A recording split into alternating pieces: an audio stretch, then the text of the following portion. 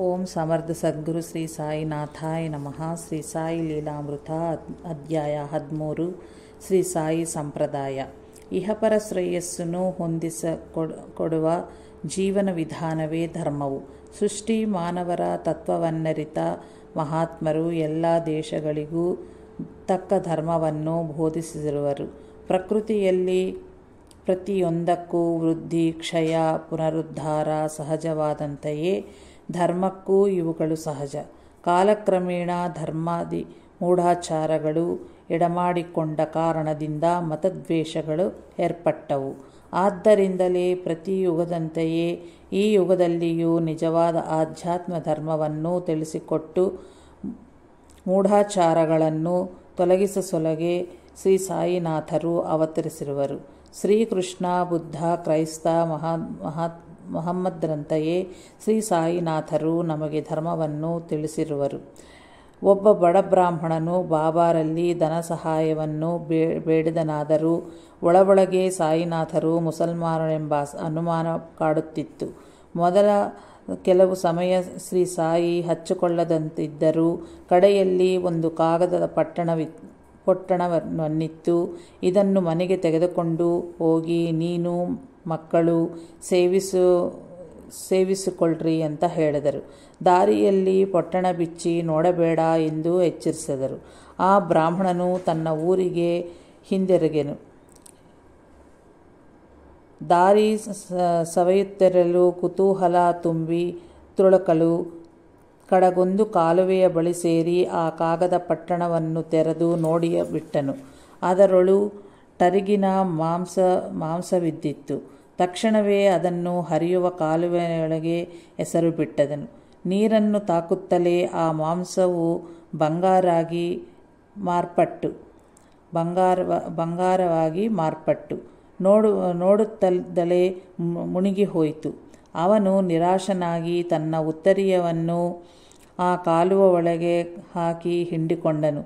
ಆಗ ಅದರೊಳು ಒಂದು ಸಣ್ಣದಾದ ಬಂಗಾರದ ಎಳೆಯ ಕಂಡಿತು. ಸದ್ಗುರುವಿನ ವೇಷ ಭಾಷೆಗಳನ್ನು ಹಚ್ಚಿಕೊಳ್ಳದೆ ಅವರನ್ನು ಸಂಪೂರ್ಣವಾಗಿ ನಂಬಿದವರೇ ಕೃತಾರ್ಥರಾಗುವರು.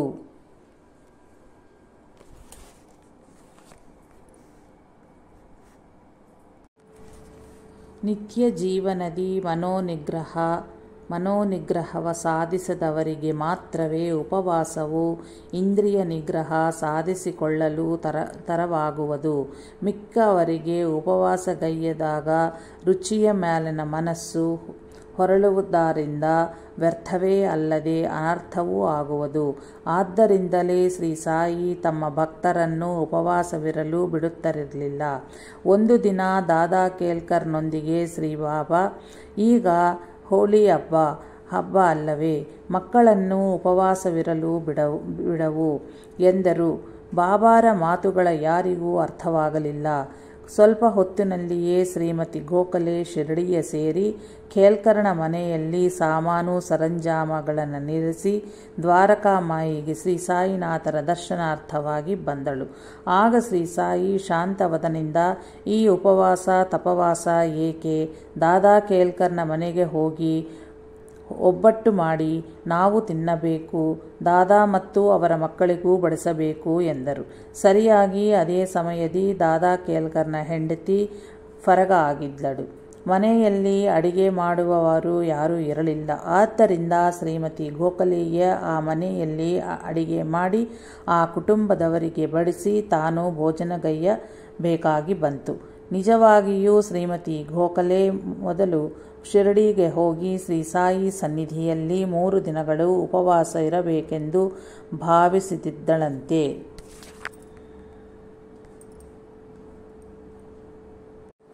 ಒಂದು ಬಾರಿ ದೀಕ್ಷಿತ್ ಯಾವಜ್ಜೀವಿತವೂ ರಾತ್ರಿ ವೇಳೆ ಉಪವಾಸ ಇರಬೇಕೆಂದು ನಿಶ್ಚಯಿಸಿಕೊಂಡನು. ಅಂದು ಸಂಜೆ ಅವನು ದ್ವಾರಕಾಮಾಯಿಗೆ ಹೋಗಲು ಪ್ರವೇಶಿಸಿದಂತೆಯೇ ಶ್ರೀ ಸಾಯಿ, ರಾತ್ರಿ ಊಟಕ್ಕೆ ಏನು ಮಾಡಿಸುವೆ ಎಂದು ಕೇಳಿದರು. ನೀವೇನು ಮಾಡಿಸದೆಂದರೆ ಅದನ್ನೇ ಮಾಡಿಸುವನು ಎಂದನು ದೀಕ್ಷಿತ್. ಮಾಮೂಲೆ ರೊಟ್ಟಿ ಪಲ್ಯ ಮಾಡಿಸಿ ಅಲ್ಲಿಯೇ ನೈವೇದ್ಯ ಸಮರ್ಪಿಸಿ ನೀನು ತಿನ್ನು ಎಂದರು ಬಾಬಾ. ಬಾಬಾ ಈ ದಿನ ಅಂತೆಯೇ ಮಾಡುವನು. ನಾಳೆಯಿಂದ ನಾನು ರಾತ್ರಿ ಭೋಜನ ಮಾಡೋದಿಲ್ಲ ಎಂದನು ದೀಕ್ಷಿತ್. ಬಾಬಾ ಆಗೇನೂ ಮಾತನಾಡಲಿಲ್ಲ. ಆದರೂ ಪ್ರತಿದಿನ ಸಾಯಂಕಾಲ ಯಾವುದಾದರೂ ಅಡಿಗೆ ಮಾಡಿಸೆಂದು ಹೇಳಿ ನೈವೇದ್ಯ ಸಮರ್ಪಿಸಿ ಪ್ರಸಾದ ಸ್ವೀಕರಿಸೆಂದು ಹೇಳುತ್ತಲೇ ಇದ್ದ ಕಾರಣ ದೀಕ್ಷಿತ್ ತಾನು ಪಾಲಿಸಬೇಕೆಂದು ಭಾವಿಸಿದ ನಿಯಮವನ್ನು ತ್ಯಜಿಸಿದನು. ಒಂದು ದಿನ ಎಲ್ಲರೂ ಆರತಿಗೆ ದ್ವಾರಕಾಮಾಯಿಗೆ ಹೋದಾಗ ಬಲವಂತನಾಜ್ಞೆಯನ್ನು ಹೋಗಿ ಭೋಜನ ಸೇವಿಸಿ ಬಾ ಎಂದರು ಶ್ರೀ ಸಾಯಿ. ಆ ದಿನ ಏಕಾದಶಿ. ಜೊತೆಗಿದ್ದ ಇಬ್ಬರು ಭಕ್ತರು ಉಪವಾಸವಿರಲು ತಾನು ಭೋಜನಗೈಯುವುದು ಸರಿಕಾಣದೆಂದು ನಾಚ್ನೆ ತಾನು ಭೋಜನ ಸೇವಿಸುವುದಿಲ್ಲ ಎಂದನು. ನಿಜವಾಗಿಯೂ ಅವನು ಎಂದಿಗೂ ಉಪವಾಸ ಮಾಡಿದ್ದಲ್ಲ. ಬಾಬಾ ನಾಚ್ನೆಯ ಸಹಚರನ್ನು ಬೆಟ್ಟು ಮಾಡಿ ನೋಡಿಸಿ, ಇವರು ಹುಚ್ಚರು, ನೀನಾದರೂ ವಾಡಾಗೆ ಹೋಗಿ ಭೋಜನ ಮಾಡಿ ಬಾ ಎಂದರು. ನಾಚ್ನೆ ವಾಡಾಗೆ ಹೋಗಲು ಅಡಿಗೆ ಭಟ್ಟ ಜುಗುಪ್ಸದಿಂದ ಆರತಿ ಆಗಿದ ಅನಂತರ ಬಡಿಸುವುದು ಎಂದನು. ನಾಚ್ನೆ ಮಸೀದಿಯ ಸೇರುತ್ತಂತೆಯೇ ನಿನ್ನ ಭೋಜನ ಆಯಿತಾ ಎಂದು ಸಾಯಿ ಕೇಳಿದರು. ನಾಚ್ನೆ ನಡೆದದ್ದನ್ನು ಹೇಳದೆ ಆರತಿ ಆದ ನಂತರ ಊಟ ಸೇವಿಸುವನೆಂದನು ಹೇಳಿದನು. ಆದರೆ ಶ್ರೀ ಸಾಯಿ ಪಟ್ಟು ಸಡಲಿಸದೆ ಭೋಜನ ಆದ ಮೇಲೆ ಆರತಿ ನಡೆಯುವುದು ಎಂದರು. ಅಡುಗೆ ಭಟ್ಟ ಬಡಿಸಲೇಬೇಕಾಯಿತು. ಭೋಜನದ ಬಳಿಕೆ ನಾಚ್ನೆಗ ತಾಂಬೂಲವನ್ನು ಕೊಟ್ಟು ತಿನ್ನಿಸಿದರು.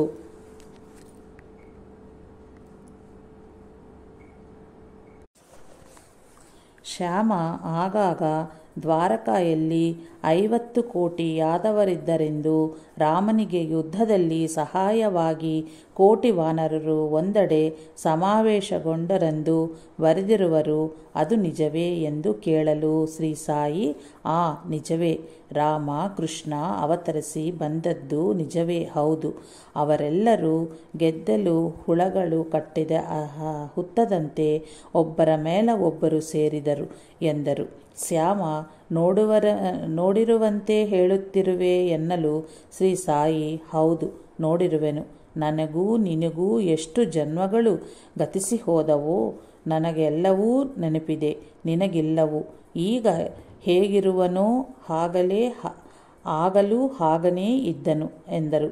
ಇನ್ನೊಮ್ಮೆ ಶ್ಯಾಮ ಬ್ರಹ್ಮಲೋಕ ಮೊದಲಾದವುಗಳು ಇರುವೆ, ಆದರೆ ತನಗೆ ತೋರಿಸದೆಂದು ಹಠ ಹಿಡಿದನು. ಭಗವಂತನ ಮುಂದೆ ಅವೆಲ್ಲವೂ ಅಲ್ಪವೆಂದು ಅಶಾಶ್ವತವೆಂದು ಅವುಗಳನ್ನು ಹಚ್ಚಿಕೊಳ್ಳಬೇಡವೆಂದು ಹೇಳಿದರೂ ಶ್ಯಾಮ ಕೇಳಲಿಲ್ಲ. ಆಗ ಶ್ರೀ ಸಾಯಿ ಅವನನ್ನು ಕಣ್ಣು ಮುಚ್ಚಿಕೊಳ್ಳುವಂತೆ ಹೇಳಿದರು.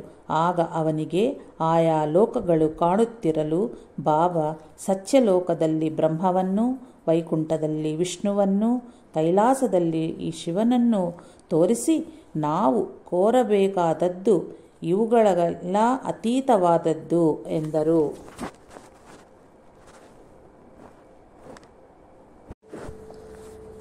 ನಾಗಪುರ ಜಿಲ್ಲೆಗೆ ಸೇರಿದ ಕೃಷ್ಣರಾವ್ ಜೋಗೇಶ್ವರ್ ಭೀಷ್ಮನಿಗೆ 1908ರಲ್ಲಿ ಶ್ರಾವಣ ಪೌರ್ಣಿಮೆಯ ರಾತ್ರಿ ಕನಸಿನಲ್ಲಿ ಒಬ್ಬ ಶ್ಯಾಮವರ್ಣದ ಸದ್ಬ್ರಾಹ್ಮಣನು ಲಲಾಟದಲ್ಲಿ ತ್ರಿಪುಂಡಧಾರಿಯಾಗಿ ದರ್ಶನವಿತ್ತನು.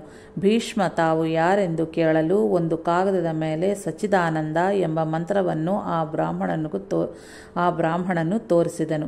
ಮತ್ತೆ ಅದೇ ಜಾಗದಲ್ಲಿ ಶಿಕಾವ ಎಂಬ ಪದಗಳನ್ನು ಕಂಡನು. ಅದ ಅನಂತರ ಭೀಷ್ಮ ಒಬ್ಬ ಸಾಧುವನ್ನು ತನ್ನ ಕನಸಿನ ಬಗ್ಗೆ ಕೇಳಲು ಸಚ್ಚಿದಾನಂದ ಎಂಬುವುದು ಭೀಷ್ಮನ ಸದ್ಗುರುವಿನ ಹೆಸರು ಎಂದನು. ಅನಂತರ ಕಾಪರ್ಡೆ ಭೀಷ್ಮನನ್ನು ಮೊದಲ ಬಾರಿ ಶಿರಡಿಗೆ ಕರೆತರಲು ಶ್ರೀ ಸಾಯಿ ಭೀಷ್ಮವನ್ನು ನೋಡುತ್ತಲೇ ಕೈ ಜೋಡಿಸಿ ನಕ್ಕಿ ಜೈ ಸಚ್ಚಿದಾನಂದ ಎಂದು ಉದ್ಗರಿಸಿದರು.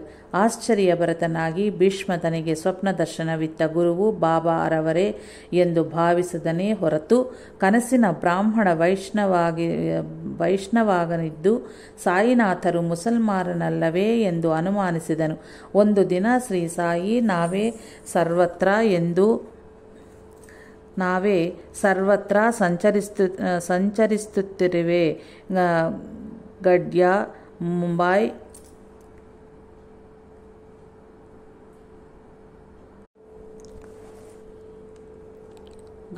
ಮುಂಬೈ ಪುಣೆ, ಸತಾರಾ, ನಾಗಪುರ್ ಮೊದಲಾದ ಪ್ರದೇಶಗಳೆಲ್ಲವೂ ರಾಮಮಯವೇ ಆಗಿವೆ. ತಿಳಿಯಿತೆ ಮಿತ್ರ. ನೀನು 5 ಲಡ್ಡುಗಳನ್ನು ಕೊಡಬೇಕು ಎಂದರು.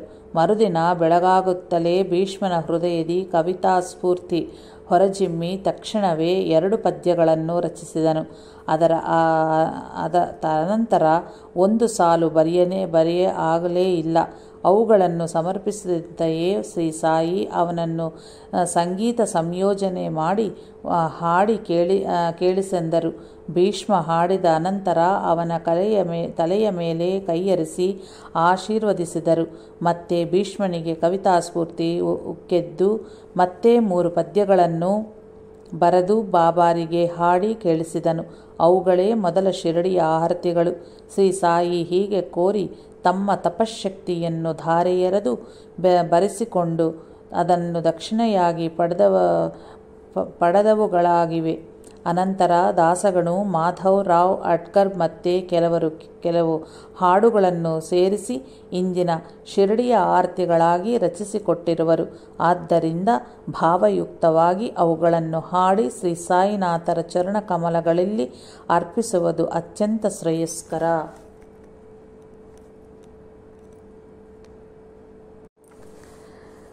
ನಮ್ಮ ಶಾಸ್ತ್ರ ವಿಧಿಗಳನ್ನು ಶ್ರೀ ಬಾಬಾ ಲೇಸಾಗಿ ವಿವರಿಸಿದರು. ಶ್ರೋತ್ರಿಯನಾದ ನಾನಾ ಚಾಂದೋರ್ಕರ್ ತನಗೆ ಭೋಜನ ಸಮಯದಿ ನಿತ್ಯ ಅತಿಥಿಗಳು ದೊರಕುತ್ತಿಲ್ಲವೆಂದನು. ಆಗ ಬಾಬಾ, ನಾನಾ, ಶಾಸ್ತ್ರದಲ್ಲಿ ಯಾವ ತಪ್ಪೂ ಇಲ್ಲವು. ಅವುಗಳ ನೀನೇ ಸರಿಯಾಗಿ ಅರ್ಥ ಮಾಡಿಕೊಳ್ಳಲಿಲ್ಲ. ಅತಿಥಿ ಅಂದರೆ ಮಾನವನೇ ಅಲ್ಲ. ಭೋಜನ ಸಮಯಕ್ಕೆ ಬಂದ ಯಾವ ಪ್ರಾಣಿಯಾದರೂ ಅತಿಥಿಯೇ ಹೌದು. ಕ್ರಿಮಿಕೀಟಗಳಿಂದ ಮಾನವರಿವರೆಗೂ ನಿಜವಾಗಿ ಲಭಿಸಿದ ಅತಿಥಿಗಳನ್ನು ನೀನು ಗುರುತಿಸಿಲ್ಲ. ಕಾಕಬಲಿಗೆ ಹೊರಗೆ ಸಮೃದ್ಧಿಯಾಗಿ ಅನ್ನವನ್ನು ಬಿಟ್ಟು ಬಾ. ಯಾವ ಪ್ರಾಣಿಯನ್ನು ಕರೆಯಲೂ ಬೇಡ, ಓಡಿಸಲೂ ಬೇಡ. ಯಾವ ಪ್ರಾಣಿ ಬಂದಿದೆ ಎಂಬುದ ಹಚ್ಚಿಕೊಳ್ಳಬೇಡ. ಹಾಗೆ ಮಾಡಿದ್ದಲ್ಲಿ ಲಕ್ಷೋಪಲಕ್ಷ ಅತಿಥಿಗಳನ್ನು ಆಧರಿಸಿದಂತೆಯೇ ಆಗುವುದು ಎಂದರು. ಯಾವ ವಿಷಯದಲ್ಲಿ ಆದರೂ ಒಂದು ಹಂತದವರೆಗೂ ಜಾಗೃತವಾಗಿರುವುದು ಅವಶ್ಯವೇ ಹೌದು. ಅದು ಸಹಜವೇ.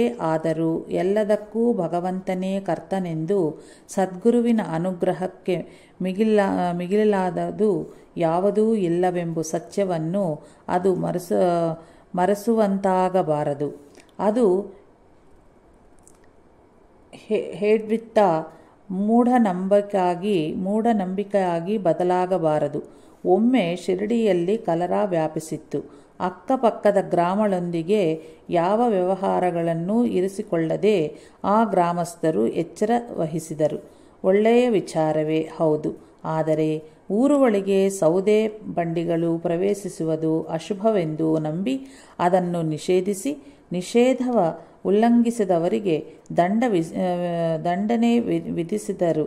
ಇಷ್ಟರಲ್ಲಿ ಶಿರಡಿಯ ಸಮೀಪಿಸಿದ ಸೌದೆಯ ಬಂಡಿಯನ್ನು ಶ್ರೀ ಸಾಯಿ ಕರೆದು ಮಸೀದಿಯಲ್ಲಿ ದುನಿಗೋಸ್ಕರ ಸೌದೆಯನ್ನು ಹಾಕಿಸಿಕೊಂಡರು.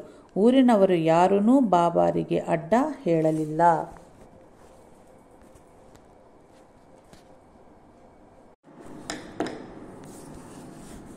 ಧರ್ಮ ಉಲ್ಲಂಘಿಸನೆಂದು ಸದ್ಗುರು ಎಂದು ಹೇಳರು. ನಮಗೆ ಧರ್ಮ ಸೂಕ್ಷ್ಮ ಅರ್ಥವಾಗದೆ ಹಾಗೆ ತೋರಬಹುದು ಅಷ್ಟೇ. ಶಾಸ್ತ್ರವಾಕ್ಯವನ್ನು ಬಿಟ್ಟು ಗುರುವಿನ ಆಜ್ಞೆಯನ್ನು ಪಾಲಿಸೆಂದು ಧರ್ಮಶಾಸ್ತ್ರ ಮತ್ತು ಆಧ್ಯಾತ್ಮ ವಿದ್ಯೆ ಹೇಳುವುದು.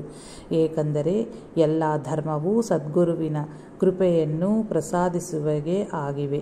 ಆದರೆ ಸದ್ಗುರುವಿನಲ್ಲಿ ದೃಢವಾದ ವಿಶ್ವಾಸವುಳ್ಳವರಿಗೆ ಮಾತ್ರವೇ ಉತ್ತಮ ಫಲಪ್ರಾಪ್ತಿಯಾಗುವುದು.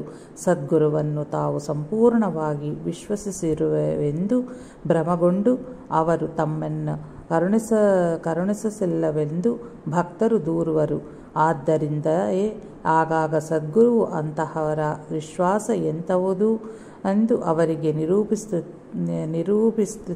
ನಿರೂಪಿಸುತ್ತಾರೆ. ಒಂದು ದಿನ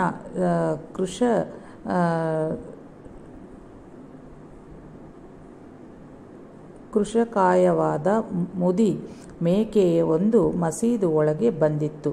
ಬಡೇ ಬಾಬಾನನ್ನು ಕರೆದು, ನೀನು ಆ ಮೇಕೆಯನ್ನು ಒಂದು ಏಟಿಗೆ ಕಡಿದು ಹಾಕು ಎಂದರು ಶ್ರೀ ಸಾಯಿ. ಅದು ತನ್ನಿಂದ ಆಗದೆಂದು ಹೇಳಿ ಬಡೇ ಬಾಬಾ ಅಲ್ಲಿಂದ ಹೊರಟು ಹೋದನು. ಬಾಬಾ ಈ ಬಾರಿ ಶ್ಯಾಮನನ್ನು ಕರೆದು ರಾಧಾಕೃಷ್ಣ ಆಯಿಯ ಬಳಿಯಿಂದ ಕತ್ತಿಯ ತಂದು ಆ ಮೇಕೆಯನ್ನು ಕಡಿದು ಹಾಕಂದರು. ರಾಧಾಕೃಷ್ಣ ಆಯಿ ಮೊದಲು ತಿಳಿಯದೆ ಕತ್ತಿಯನ್ನು ಕೊಟ್ಟು ಕಳಿಸಿದಳು. ಕಾರಣವ ತಿಳಿದುಕೊಂಡು ಮತ್ತೆ ಕತ್ತಿಯನ್ನು ಹಿಂದಕ್ಕೆ ತರಿಸಿಕೊಂಡಳು. ಶ್ಯಾಮನು ಬೇರೊಂದು ಕತ್ತಿಯನ್ನು ತರುವುದೆಂದು ಹೇಳಿ ಮತ್ತೆ ಹಿಂದೆ ಬರಲಿಲ್ಲ. ಬಾಬಾ ಅಂತೆಯೇ ದೀಕ್ಷಿತ್ಗೆ ಆದೇಶ ನೀಡಿದರು. ದೀಕ್ಷಿತ್ ಕತ್ತಿಯನ್ನು ತಂದೆನು. ಆದರೆ ಶ್ರೀ ಸಾಯಿ ಕೇವಲ ತನ್ನ ಭಕ್ತಿಯನ್ನು ಪರೀಕ್ಷಿಸುತ್ತಿರುವರೆಂದು ತಿಳಿದು ಅನುಮಾನಿಸುತ್ತಿರಲು ಬಾಬಾ ಮೇಕೆಯನ್ನು ಕತ್ತಿಯಿಂದ ಕತ್ತರಿಸೆಂದು ಆಜ್ಞಾಪಿಸಿದರು. ಸರಿಯಾಗಿ ದೀಕ್ಷಿತ್ ಇನ್ನೇನು ಕತ್ತಿಯಿಂದ ಕತ್ತರಿಸ ಹೋಗುವಂತೆಯೇ ಬಾಬಾ ತಡೆ ಎಂದರು. ಅದನ್ನು ಬಿಟ್ಟು ಬಿಡು, ನಾನೇ ಮುಗಿಸುವನು, ಆದರೆ ಮಸೀದಿನಲ್ಲಿ ಅಲ್ಲ ಎಂದರು ಶ್ರೀ ಸಾಯಿ. ಆ ಮೇಕೆ ದ್ವಾರಕಾಮಾಯಿಯಿಂದ ಹೊರಗೆ ಹೋಗಿ ಕೆಲವು ಹೆಜ್ಜೆಗಳನ್ನು ನೀಡುತ್ತಲೇ ಅದು ಪ್ರಾಣತ್ಯಾಗ ಮಾಡಿ ಕೆಳಗೆ ಬಿದ್ದಿತ್ತು.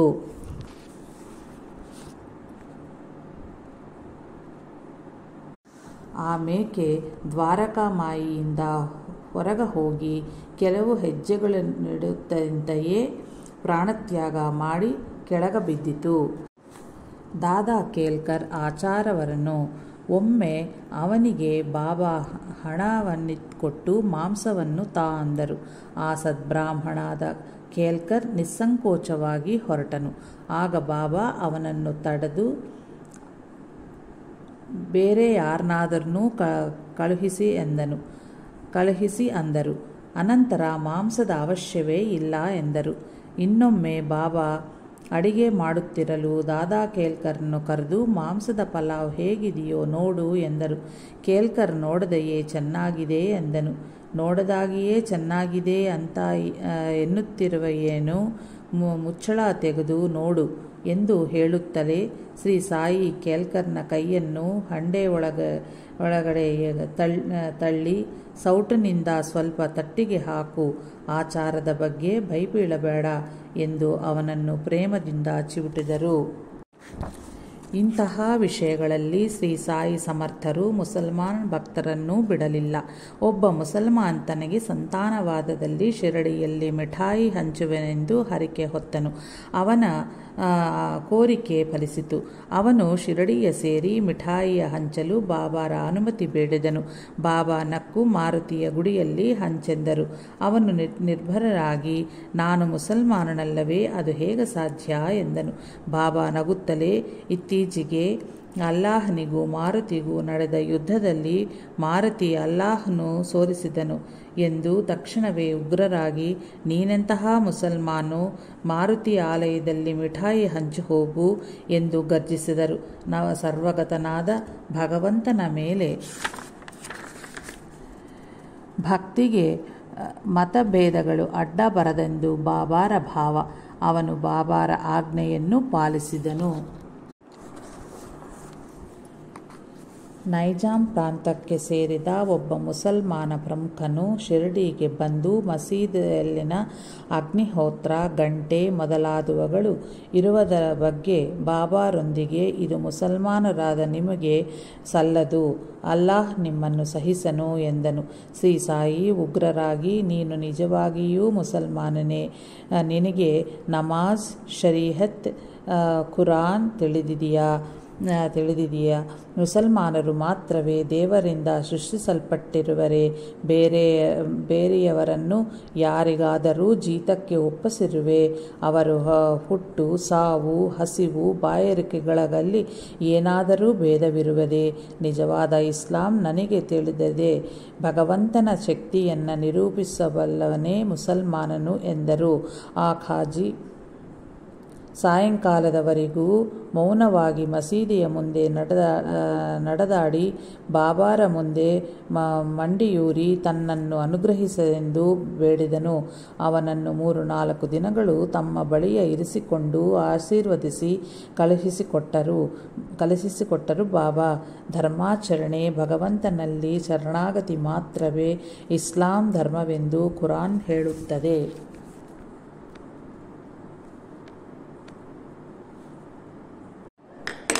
ಶ್ರೀ ಸಾಯಿನಾಥರು ಮತಮೌಢ್ಯವನ್ನು ತಿರಸ್ಕರಿಸುತ್ತಿದ್ದರು. ಭಕ್ತರು ಮೊದಲು ಶ್ರೀ ಸಾಯಿಯನ್ನು ಹೂವಿನಿಂದ ಮಾತ್ರವೇ ಪೂಜಿಸುತ್ತಿದ್ದರು. ಮಹಲ್ಸಾಪತಿ ಮಾತ್ರವೇ ಅವರ ಕೊರಳಿಗೆ ಚಂದನ ಲೇಪಿಸುತ್ತಿದ್ದನು.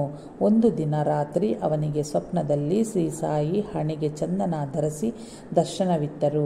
ಮರುದಿನದಿಂದ ಅವನು ಶ್ರೀ ಸಾಯಿನಾಥರನ್ನು ಅಂತೆಯೇ ಅಲಂಕರಿಸುತ್ತಿದ್ದನು.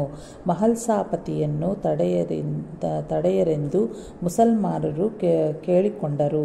ಶ್ರೀ ಬಾಬಾ ಮಹಲ್ಸಾಪತಿಯನ್ನು ತಡೆಯಲಿಲ್ಲ. ಅವರಲ್ಲಿ ಕೆಲವರು ಸಂಗಮನೇರಿನ ಖಾಜಿಯನ್ನು ಭೇಟಿ ಮಾಡಿ ಸಾಯಿನಾಥರ ಹಣೆಗೆ ಚಂದನ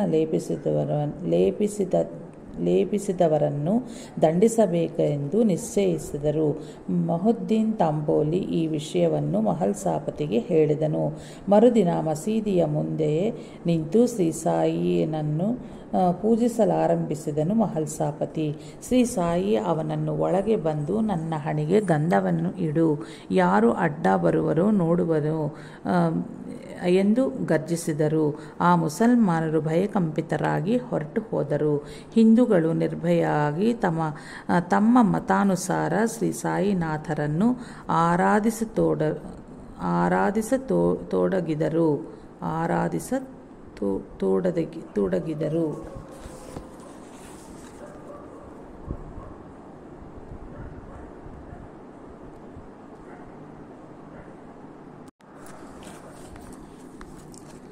ಅನ್ಯ ಮತದವರಿಗೆ ಅನ್ಯ ದೇವರಾಗದಲ್ಲಿ ಮತಾಂತರವೆಂಬುದು ದ್ರೋಹ ಮತ್ತು ಲಜ್ಜಾಕರ. ಒಂದೇ ದೇವರಾದರೆ ಮತಾಂತರ ಅನವಶ್ಯಕ. ಒಬ್ಬ ಹಿಂದೂ ಯುವಕನ್ನು ಮುಸಲ್ಮಾನನಾಗಿ ಮತಾಂತರಿಸಿ ಗರ್ವದಿಂದ ಬಾಬಾರಿಗೆ ತೋರಿಸಿದನು ಬಡೇ ಬಾಬಾ. ಶ್ರೀ ಸಾಯಿ ಉಗ್ರರಾಗಿ ಆ ಯುವಕನ ಕಪಾಳಕ್ಕೆ ಬಿಗಿದು, ನಿನ್ನ ಅಪ್ಪವನ್ನು ಬದಲಾಯಿಸಿಕೊಂಡೆಯೇನೋ ಎಂದು ಹೀಗೆಳೆದರು. ಹಿಂದೂಗಳು ತಮ್ಮ ಮತಾಚಾರಗಳಿಂದ ಮಸೀದಿಯನ್ನು ಅಪವಿತ್ರಗೊಳಿಸುತ್ತಿರುವೆಂದು ಒಬ್ಬ ಪಠಾಣನು ಬಗೆದನು. ಒಂದು ರಾತ್ರಿ ಚಾವಡಿಯಲ್ಲಿ ಮಲಗಿದ್ದ ಶ್ರೀ ಸಾಯಿನಾಥರ ಬಳಿ ಸಾರಿ ಅಲ್ಲಿ ನಿದ್ರಿಸುತ್ತಾ ಹಿಂದೂಗಳನ್ನು ತೋರಿಸಿ, ನೀವು ಅನುಮತಿಸಿದಲ್ಲಿ ಮಸೀದಿಯನ್ನು ಅಪವಿತ್ರಗೊಳಿಸುತ್ತಿರುವ ಇವರೆಲ್ಲರನ್ನೂ ಈಗಲೇ ಮುಗಿಸಿಬಿಡುವೆನು ಎಂದನು. ಶ್ರೀ ಸಾಯಿ ಶಾಂತವದನಾಗಿ, ಇದರಲ್ಲಿ ಏನಾದರೂ ತಪ್ಪಿದ್ದರೆ ನನ್ನದೇ ಹೌದು. ಅವರೆಲ್ಲರನ್ನೂ ಮುಗಿಸುವುದಕ್ಕಿಂತಲೂ ನನ್ನನ್ನು ಮುಗಿಸಿದರೆ ಸಮಸ್ಯೆಯೇ ತೀರಿಹೋಗುವುದು ಎಂದರು. ಅವನು ನಿರ್ಭರರಾಗಿ ಆ ಸಂಕಲ್ಪವನ್ನು ತ್ಯಜಿಸಿದನು. ಆದರೆ ಮತ್ತೊಬ್ಬ ಪಠಾಣ ಅದಕ್ಕೂ ಸಿದ್ಧವಾದನು. ಒಂದು ರಾತ್ರಿ ಶ್ರೀ ಸಾಯಿನಾಥರು ಅತ್ತಿಂದಿತ್ತ ನಡುತ್ತಾ ಇದ್ದರು. ಸಂಶುದ್ಧಗೊಂಡ ಆ ಪಠಾಣನು ದೊಣ್ಣೆಯನ್ನು ಕೈಯಲ್ಲಿ ಹಿಡಿದುಕೊಂಡು ಹಿಂದಿನಿಂದ ಬಂದು ಶ್ರೀ ಸಾಯಿನಾಥರನ್ನು ಹೊಡೆಯ ಹೋದನು. ಅವನು ದೊಣ್ಣೆಯ ಎತ್ತಿದ ಕ್ಷಣದಲ್ಲಿಯೇ ಅವನಂತ ತಿರುಗಿ ಹರಿತವಾದ ನೋಟದಿಂದ ನೋಡಿ ಅವನ ಕೈಯನ್ನು ಸ್ಪೃಶಿಸಿದರು. ಅದೇನು ವಿಚಿತ್ರವೋ ಏನೋ, ಕ್ಷಣ ಮಾತ್ರದಲ್ಲಿ ಅವನ ಎಲ್ಲ ಬಲವೂ ಉಡುಗ ಹೋಗಿ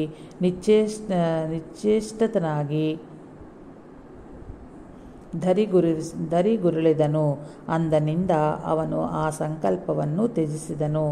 ಇಂತಹ ಮುಸಲ್ಮಾನನೇ ಮತ್ತೊಮ್ಮೆ ಹಿಂದೂಗಳನ್ನು ಭ್ರಷ್ಟರನ್ನಾಗಿಸಲು ಶ್ರೀ ಬಾಬಾ ಲೆಂಡಿ ತೋಟಕ್ಕೆ ಹೋಗಿರಲು ಮಸೀದಿಯಲ್ಲಿನ ಕುಡಿಯುವ ನೀರಿನ ಗಡಿಯಲ್ಲಿ ತಾನು ಕುಡಿದ ಎಂಜಿಲದ ನೀರನ್ನು ಬೆರೆಸಿದನು.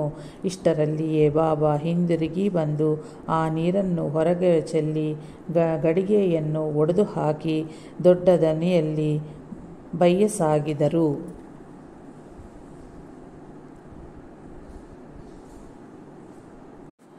ಹಿಂದೂ ಭಕ್ತರಂತೆಯೇ ಸತ್ಪ್ರಾರ್ಥರಾದ ಮುಸಲ್ಮಾನರನ್ನು ಶ್ರೀ ಸಾಯಿ ಸಂಸ್ಕರಿಸಿ ಅನುಗ್ರಹಿಸುತ್ತಿದ್ದರು.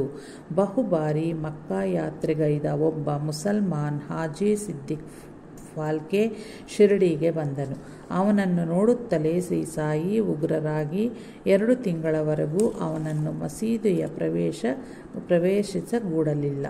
ಒಂದು ದಿನ ಶ್ಯಾಮ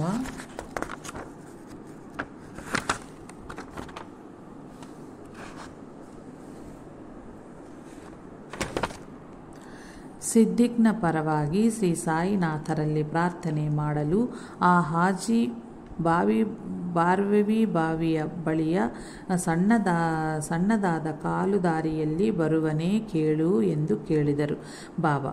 ಹಾಜಿಯನ್ನು ಶ್ಯಾಮ ಕೇಳಲು ಅಂತೆಯೇ ಬರುವನೆಂದನು ಹಾಜಿ. ಅದನ್ನು ಕೇಳಿ ಸಾಯಿ 4 ತಿಂಗಳಲ್ಲಿ 40,000 4 ಕಂತಿನಲ್ಲಿ 40,000 ರೂಪಾಯಿಗಳನ್ನು ಕೊಡುವನೇ ಕೇಳು ಎಂದರು. ಶ್ಯಾಮ ಹಾಜಿಯಲ್ಲಿ ಕೇಳಿ ಬಂದು ಅವನು 40 ಲಕ್ಷಗಳಾದರೂ ಕೊಡಲು ಸಿದ್ಧವಿರುವುದಾಗಿ ಹೇಳಿದನು.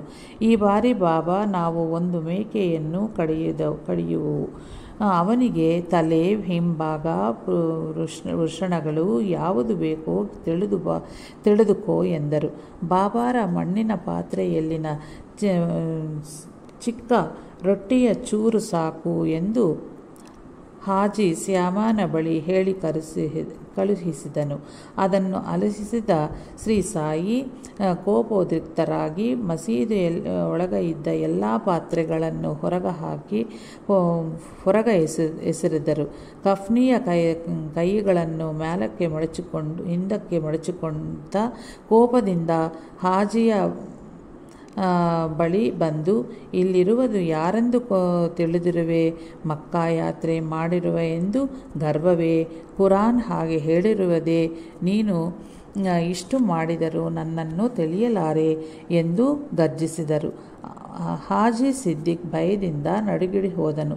ಮತ್ತೆ ಮಸೀದಿಗೆ ಹಿಂದಿರುಗಿದ ಬಾಬಾ ತಮ್ಮ ಹಣದಿಂದ ಹಣ್ಣುಗಳನ್ನು ಕೊಂಡು ಹಾಜಿ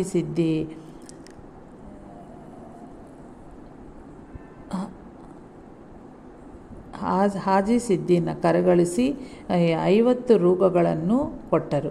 ಅಂದಿನಿಂದ ಅವನನ್ನು ಮಸೀದಿಯ ಪ್ರವೇಶಿಸಲು ಶ್ರೀ ಸಾಯಿ ಅನುಮತಿ ಇತ್ತರು. ಬಾಬಾ ಹೇಳಿದ ಮೇಕೆಯ ಶರೀರದ ಭಾಗಗಳು ಧರ್ಮಾರ್ಥ ಕಾಮಗಳು. ಹಾಜಿ ಬೇಡಿದ್ದು ಶ್ರೀ ಸಾಯಿ ನಿತ್ಯವೂ ಅನುಭವಿಸುವ ಮೋಕ್ಷವನ್ನೇ. ಹೌದು, ಶ್ರೀ ಸಾಯಿಯ ಪಾತ್ರೆಯಲ್ಲಿನ ಭಿಕ್ಷ ರೊಟ್ಟಿ ಚೂರನ್ನು ಬೇಡುವುದೆಂದರೆ ಹಾಜಿ ಸಿದ್ದಿಕ್ ಗುರುವಿನ ಉಚ್ಚಿಷ್ಟವನ್ನು ಬೇಡಿದಂತಾಯಿತು. ಶ್ರೀ ಸಾಯಿ ಹೇಳಿದ ಸಣ್ಣೆಯ ಕಾಲುದಾರಿ ಎಂದರೆ ಕಠೋರವಾದ ಸಾಧನೆ. ಅಂತೆಯೇ 40,000 ರೂಪಾಯಿಗಳೆಂದರೆ ಅಂತಃಕರಣ ಚತುಷ್ಟಯವೇ ಹೌದು. ಆದರೆ ಅವು ಮೊದಲು ತಾನು ಹಾಜಿ ಯಾತ್ರೆ ಮಾಡಿರುವನು ಎಂಬ ಗರ್ವದಲ್ಲಿ ಸಿಲುಕಿದ್ದವು. ಹಾಜಿ ಸಿದ್ದಿಕ್ ಬಾಬಾರ ಶರಣು ಬಂದ ಮೇಲೆಯೇ ಶ್ರೀ ಸಾಯಿ ಕೋಪದಿಂದ ಹಾಜಿ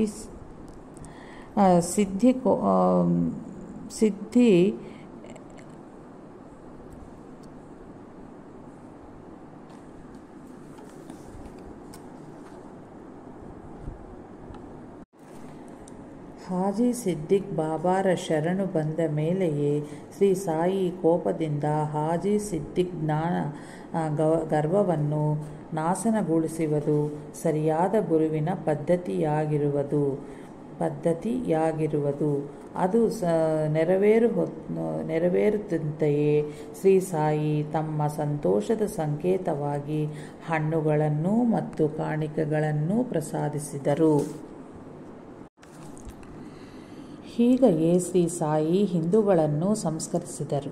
ಬಲ್ವಂತ್ ನಾಚ್ನೆ 1915ರಲ್ಲಿ ಒಂದು ರಾತ್ರಿ 8 ಗಂಟೆಗೆ ಶ್ರೀ ಸಾಯಿನಾಥರನ್ನು ದರ್ಶಿಸಿ ಮುಕ್ತಿ ಮಾರ್ಗವನ್ನು ಹೇಳರೆಂದು ಪ್ರಾರ್ಥಿಸಿದನು.